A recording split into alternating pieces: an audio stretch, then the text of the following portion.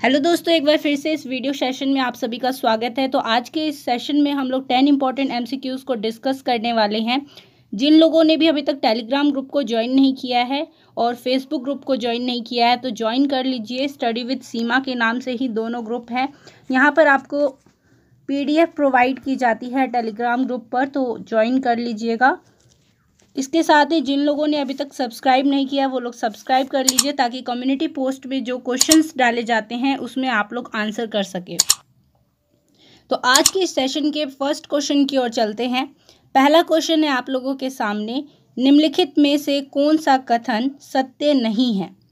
और आपके ऑप्शंस हैं, आपात स्थिति की प्रथम बार उद्घोषणा 1962 में की गई थी। ऑप्शन बी है, आपात स्थिति की दूसरी उद्घोषणा 1971 में की गई थी। ऑप्शन सी है, आपात स्थिति की तीसरी उद्घोषणा 1975 में की गई थी। और ऑप्शन डी है, आपात स्थिति की दूसरी और तीसरी उद्घोषणाएं 1978 में निरस्त कर दी गई थी। तो यहाँ पर कौन सा ऑप्शन गलत है आप लोगों को सिलेक्ट करना है, तो जल्दी से अपने आंसर को सिलेक्ट करिए। तो इसके लिए राइट आंसर क्या है, यहाँ पर कौन सा स्टेटमेंट गलत है? तो ऑप्शन नंबर डी यहाँ पर गलत है। आपात स्थिति की दूसरी और तीसरी उद्घोषणाएं 1978 में निरस्त नहीं की गई थी बल्कि ये 1977 में निरस्त की गई थी। तो यहाँ पर ऑप्शन नंबर डी गलत हो जाएगा।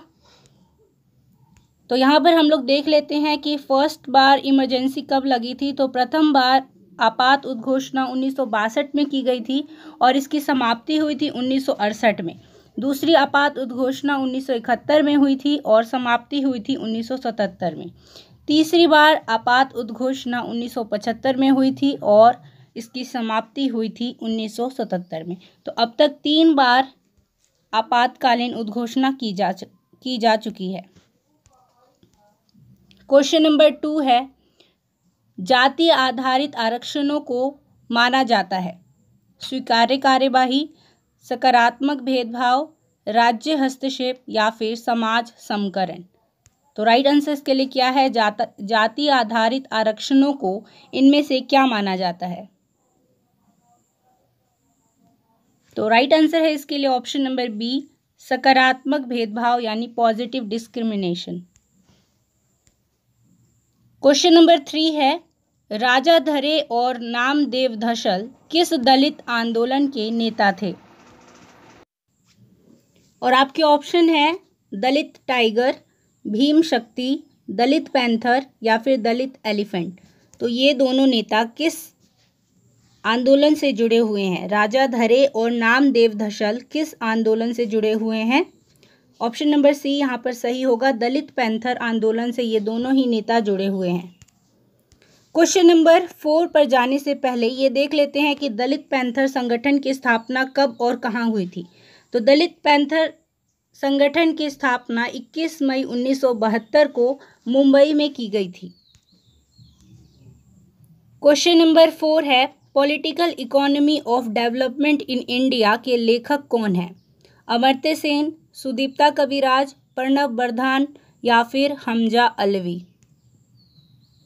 तो इस बुक के लेखक कौन है, political economy of development in India? तो इसके लिए राइट आंसर क्या है? Option number C, Pranab Bardhan इसके ऑथर हैं। क्वेश्चन नंबर 5 है, भारतीय राष्ट्रीय कांग्रेस ने किस प्रकार का समाजवाद अपनाया?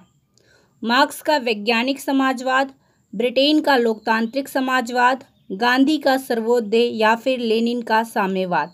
तो इनमें से किस समाजवाद को भारतीय राष्ट्रीय कांग्रेस अपनाई हुई है? तो इसके लिए राइट आंसर क्या है? ऑप्शन नंबर बी, ब्रिटेन का लोकतांत्रिक समाजवाद। भारतीय राष्ट्रीय कांग्रेस लोकतांत्रिक समाजवाद पर आधारित है। क्वेश्चन नंबर 6 है, किसने कहा कि स्वतंत्रता के बाद कांग्रेस मात्र पार्टी नहीं बल्कि यह सरकार, राज्य और यहाँ तक कि देश जैसी हो गई है? स्टेनले कोशनिक-मला ने, माइनर वीनर ने, जियोवानी सार्टोरी ने या फिर मॉरिस जोन्स ने? तो राइट आंसर इसके लिए क्या है? किसने ये स्टेटमेंट कहा है भारतीय राष्ट्रीय कांग्रेस के बारे में? तो इसके लिए बिल्कुल करेक्ट आंसर होगा ऑप्शन नंबर ए, स्टेनले कोस्टेक-मला ने ये स्टेटमेंट दी है। क्वेश्चन नंबर 7 है, कांग्रेस के युवा तुर्क के रूप में इनमें से किसे जाना जाता है? लाल बहादुर शास्त्री को, कामराज को, निजलिंगप्पा को या फिर चंद्रशेखर को? तो इनमें से किसे कांग्रेस के युवा तुर्क के रूप में जाना जाता है? तो चंद्रशेखर को युवा तुर्क के रूप में जाना जाता है। क्वेश्चन नंबर 8 है, भारतीय राष्ट्रीय कांग्रेस ने समाज के समाजवादी प्रतिरूप के बारे में कब संकल्प लिया? किस अधिवेशन में समाज के समाजवादी प्रतिरूप के बारे में संकल्प लिया गया है? ऑप्शन ए है 1948 के जयपुर अधिवेशन में, ऑप्शन बी है 1955 के आवड़ी अधिवेशन में, ऑप्शन सी है 1960 के बेंगलुरु अधिवेशन में या फिर 1964 के भुवनेश्वर अधिवेशन में? तो राइट आंसर इसके लिए क्या है? जल्दी से अपने ऑप्शंस को सिलेक्ट करिए। तो इसके लिए बिल्कुल करेक्ट आंसर है 1955 के आवड़ी अधिवेशन में समाजवादी प्रतिरूप के बारे में संकल्प लिया गया था। अगर आप लोगों ने पिछले प्रैक्टिस सेट्स को अभी तक नहीं देखा है तो आप लोग प्लेलिस्ट में जाकर देख सकते हैं। क्वेश्चन नंबर 9 है यहाँ पर आपके सामने, धार्मिक मामलों के प्रबंधन की स्वतंत्रता किस अनुच्छेद में है? अनुच्छेद 25 में, अनुच्छेद 26 में, अनुच्छेद 27 में या फिर अनुच्छेद 28 में? तो किस अनुच्छेद में धार्मिक मामलों के प्रबंधन की स्वतंत्रता का वर्णन है?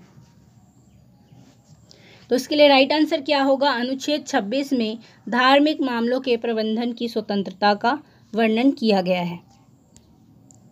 आज के इस सेशन का लास्ट क्वेश्चन है आपके सामने, 5 सूत्री कार्यक्रम की शुरुआत किसके द्वारा की गई है? पंडित जवाहरलाल नेहरू द्वारा, संजय गांधी द्वारा, इंदिरा गांधी द्वारा या फिर राजीव गांधी द्वारा? तो इनमें से किसने 5 सूत्री कार्यक्रम की शुरुआत की है? तो राइट आंसर है इसके लिए संजय गांधी ने 5 सूत्री कार्यक्रम की शुरुआत की है।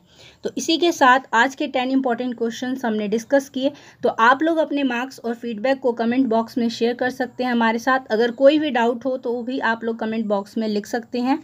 तो मिलते हैं नए वीडियो में नए प्रश्नों के साथ, तब तक के लिए धन्यवाद।